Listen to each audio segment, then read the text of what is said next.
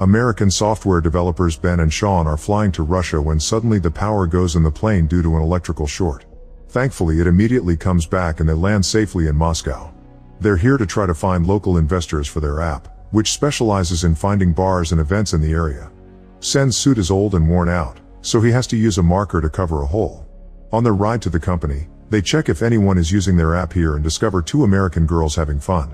Eventually, they make it to a boardroom only to discover the investment meeting was already started by their associate Skylar, who has stolen their idea and is now selling a knockoff to the Russians. Skylar says they won't be needed and makes security take them away. Later, Ben and Sean go to a club to drink and forget. Sean finds a girl he likes, but it turns out she's with Skylar.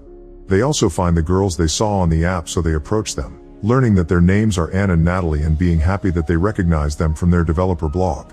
The four of them are having lots of fun together when suddenly the lights go out and their phones stop working. Everyone in town rushes outside and looks at the sky to see a yellow aurora that glows for a few seconds before it splits into light balls that start falling all over the city, dividing into smaller pieces to cover more ground. One of the balls lands near the crowd with Sean's group, and everyone steps back in shock. The thing that fell isn't really visible, they can only see a slight shimmer from certain angles. A cop decides to carefully approach it and poke it with his baton, only for the light to suddenly disintegrate him until there's nothing left but ash. As the crowd panics and runs away, another cop tries to shoot the light, but the bullet disintegrates as well. Soon more lights appear in the area and kill as many people as they can reach. Sean's group runs back into the club and quickly closes the doors, but at that moment the light destroys all the windows. This being sees the world in gray and only humans are a glowing orange. It continues to attack people by shooting lines of energy, dragging them into its center to disintegrate them. A person improvises a Molotov bomb with bar supplies to throw at the creature, and the fire manages to keep it back for now. Skylar comes running into the club too and closes the door without saving his date, who immediately gets disintegrated. Then Sean's group manages to exit the club through a hole in the wall and finds a supply room where they hide with the bartender, who has been wounded. Meanwhile, people outside keep getting killed one by one without mercy. Suddenly someone desperately knocks on their door and ignoring the others' concerns, Natalie opens it to find Skylar, who ends up hiding with them. The supply room is safe enough that hours begin to pass without much happening, and the group stays alive, thanks to the food there. Sadly, the bartender eventually dies from his wound, so the group wraps his body in plastic and duct tape to avoid seeing him rot and hopefully cover the smell. The tension starts to get worse every day too, and arguments break every other hour. After 5 days of hiding, the group is running low on food. Since it's been 27 hours without noise, they agree to come out and search for the US Embassy. They find the bar completely empty and destroyed, so they gather any supplies they can find and a map of Moscow on their way out, but unfortunately the map doesn't have any important locations marked on it. Then they find the streets empty and wrecked with cars abandoned on every corner. The group walks down the streets without knowing where they're going when suddenly they hear a noise. A Russian lady is sealing up the window of her apartment and they try to ask for help, but she doesn't understand English and only warns them in Russian about the ghosts out there. Eventually the group finds the bridge that should lead them to the embassy, but it's been destroyed by a warship that crashed into it. As they wander through the city thinking of other ways to cross the river, they reach Red Square and notice an abandoned police car. Skylar and the girls hide nearby while Ben and Sean carefully sneak around to reach the car, breaking the trunk open to find a better map and a flare gun. At that moment a dog starts barking at something invisible only to suddenly be disintegrated. Panicking, Ben and Sean tell the others to run inside the mall before rushing to hide underneath the police car. The creature soon comes closer and its presence activates the car's siren and lights, but while it can see inside the car, it can't see the guys under it and soon leaves. Afterward the duo runs into the mall to reunite with the others. As they look around, they're shocked to find an airliner that crashed right into the building. Skylar thinks they should stay here until help comes, but Sean and Ben feel they need to move on to survive. Discussing what happened, they conclude that the creatures must use some sort of electrical field for protection which activates electrical devices. They look for light bulbs and make them into necklaces to use as warning devices that will light up if the monster comes closer. Then the group goes looking for more comfortable clothes to run in. Sean can't help watching Natalie stripping, only to be interrupted by the bulbs lighting up. He immediately freezes in the display window and to his surprise, the creature passes him by without noticing him. Meanwhile Natalie runs to hide among the clothes racks as the monster enters the shop. It is about to catch her when suddenly Sean drags her away and tells her to freeze. Once again, the entity passes very close to them without noticing them, although its electricity causes Natalie's hair to frizz. Sean realizes that glass blocks the creature's sensors because it acts as an electrical insulator. Next, the group leaves the mall and goes looking for the US Embassy, but unfortunately they find it destroyed as well. There are dozens of shells from a gunfight at the entrance, and Skylar finds a semi-automatic rifle that he takes for himself. He likes it a little too much and starts shooting like crazy at nothing in particular, getting judged by the Americans of all people. Skylar stays at the entrance to guard and the others go upstairs to look for survivors, but the building is empty. In the Situation Room, they find reports about what happened. Global communications only lasted for 3 minutes after the attack. Most capital cities have been invaded, and they haven't found anything that could hurt the monsters.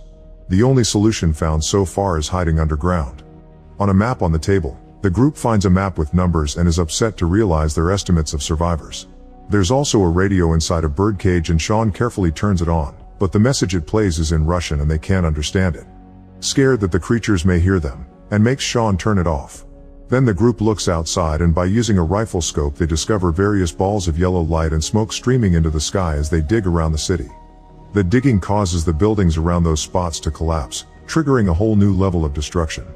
Suddenly they hear gunshots and see Skylar running down the street, so Sean and Ben decide to run after him to rescue him. On their way out, they grab the map and the radio from the cage. Sean and Ben reach the street at the same time. Anne and Natalie see a monster coming, so they run out too to warn the guys. When the duo finally reaches Skylar, the car alarms are set off announcing the monster is close. Skylar tells the guys to run and distracts the creature by shooting at it, making it put its attention on him and not to the others. In just a few seconds, Skylar is disintegrated, but his plan allows the boys to escape. As the group reunites, Sean notices a room with power in an apartment building in the distance and they suspect that this is what made Skylar leave. Sneaking around carefully in the darkness, the group crosses the city while avoiding the attention of the creatures and eventually makes it to the apartment building right before sunrise. As they walk through the corridors, they're suddenly blocked by Vika pointing her gun at them and speaking in Russian. The group explains in English that they saw the light, and thankfully Vika speaks English as well. She takes them to the apartment with the light, explaining she came over for the same reason. To their surprise, the apartment is completely covered with a metal cage, and even the cat has a little metal structure on its body. The owner, Sergei, is happy to see more survivors and explains he has a diesel generator. Vika adds that he transformed the apartment into a Faraday cage, an enclosure used to block electromagnetic fields. It's used every day in various science fields and it's capable of keeping the creatures out. The group turns on the radio from the cage and Vika does the translation. The message says a nuclear submarine is in the Moscow River and will pick up any survivors that reach it before morning. They also report that tons of submarines are doing the same thing around the world and Sergei explains that the submarines are perfect Faraday cages. The group agrees to leave together to find the submarine, but first they'll need supplies. Vika leaves with Natalie and Anne to scavenge the other apartments, and on their way out, and doesn't close the latch well. Meanwhile, Sergei shows Sean and Ben a microwave gun he built, believing it could be used to disrupt the waveform and electrical shield of the monsters. While the girls look for supplies, the creatures see them in the building and move in to attack. The exterior lights give away their movement and the girls immediately run away. Vika runs to find a hiding spot thinking the apartment is too far, but Anne thinks she can make it and starts running to Sergei's place as Natalie follows her.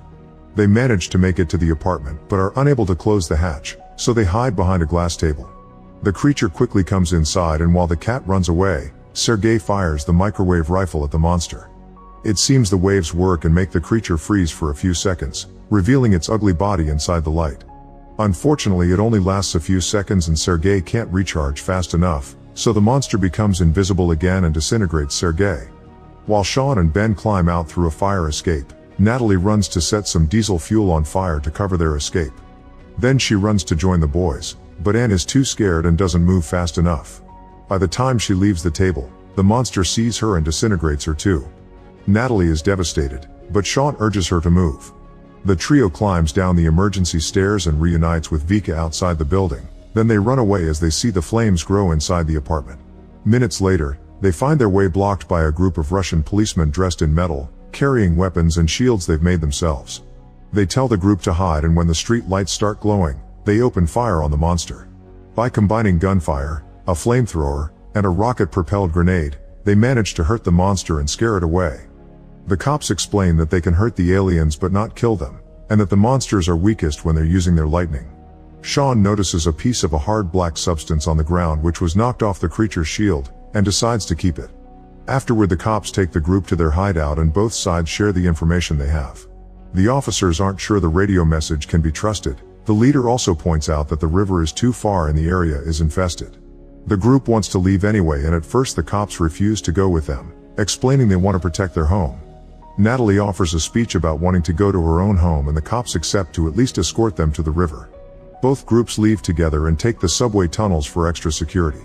It's very dark down there, so they throw miniature light bulbs on the floor as a way to check for monsters. They immediately start glowing, so the group rushes to the subway platform to hide as lines of light extend into the tunnel to attack. One by one the group jumps on the train tracks to be safe, but Vinka gets stuck behind a pillar while the light searches for her. Ben goes back to save her, throwing her down to the track just in time. However, he isn't fast enough and soon the light grabs him, dragging him on the floor before killing him. Sean is in shock, so Natalie makes him move and the group manages to leave the tunnel with no more losses. Soon they make it to the river and find a boat that they steal to sail until they find the submarine. While waiting, they grieve for their lost friends, and just in case, Sean says goodbye to Natalie now because he never got to say it to Ben. Eventually the boat is pushed aground by some debris, so they must figure out how to get it unstuck. Suddenly they see various giant beams of light lifting metals and resources into the sky, and the cops conclude these must be aliens looking for Earth's minerals because they conduct electricity. At that moment they finally see the submarine approaching, but at the same time a building next to the riverbank collapses. The debris falls on the boat and tips it over, making everyone fall into the water. Sean, Vika, and the cops manage to swim to the submarine, and one officer has a serious wound on his leg. The captain welcomes them and announces they must leave immediately, but Sean notices Natalie is missing. As a flare launches in the distance, Sean is sure it came from Natalie and gives a speech that convinces the captain to wait for them to find her. Before they leave, the technicians on the submarine look over the microwave gun and build another one with better batteries. Then Sean leaves with the cops and as many weapons as possible, leaving Vika in the safety of the submarine. As the group moves through the streets, they throw phones on the floor as warning devices. Eventually they reach a trolleybus depot only for a phone to ring to announce an incoming alien. The cops run to take cover, but Sean trips and struggles with his weapon. Thankfully he activates it just in time. Once again, the waves freeze the alien and reveal its ugly face, which gives the cops the chance to shoot at it directly. The creature explodes and dies for good, confirming the electricity is a shield and they need to use the waves first to disrupt it. The group celebrates and is heard by Natalie, who calls out Sean's name and activates the windshield wipers of the bus she's hiding in to indicate her location. They can hear more phones ringing, so the team makes a plan. While Sean goes to Natalie, the cops stay back and spill water from a tank truck to amplify the effect of the microwave guns. Soon the aliens arrive, but they won't come close enough to the water. At that moment Vika appears behind the aliens and begins throwing Molotov cocktails at them to force them to move onto the water. The cops shoot the microwave gun and reveal 3 aliens with exposed bodies, then they shoot all the weapons to make them explode one by one. Meanwhile Sean finds Natalie inside the bus and they hug. Suddenly an alien's electrical surge makes the bus doors shut before forcing it to move. Some sparks reveal the alien is inside and Sean tries to shoot it, but the bus movement causes him to miss. The alien manages to grab Natalie's leg and starts dragging her, but now it's vulnerable and Sean hits it with the waves. Then Natalie takes over the wheel and steers the bus to keep it from crashing while Sean continues to shoot at the alien, which freezes the creature but doesn't kill him. Sean has no real weapons but remembers the piece of black substance, so he throws it at the enemy and makes it explode. The lack of electricity finally makes the bus stop. Afterward the group rushes back to the submarine, but the cops decide to stay to protect their home and ask Sean to tell the rest of the world how to defeat the aliens. The submarine soon leaves and a technician repairs Natalie's cell phone, allowing her to get a text message from her mom. It says she's safe and hiding with survivors in Penn Station. Then Sean and Natalie try to kiss, but Vika interrupts them with her disgust. Sometime later, they look at the embassy's map while listening to shortwave radio reports coming in about groups who are fighting back against the alien invasion. They decide to head to those locations to help with the fight. Make sure to subscribe and turn on notifications so you can watch more videos like this. Thanks for watching.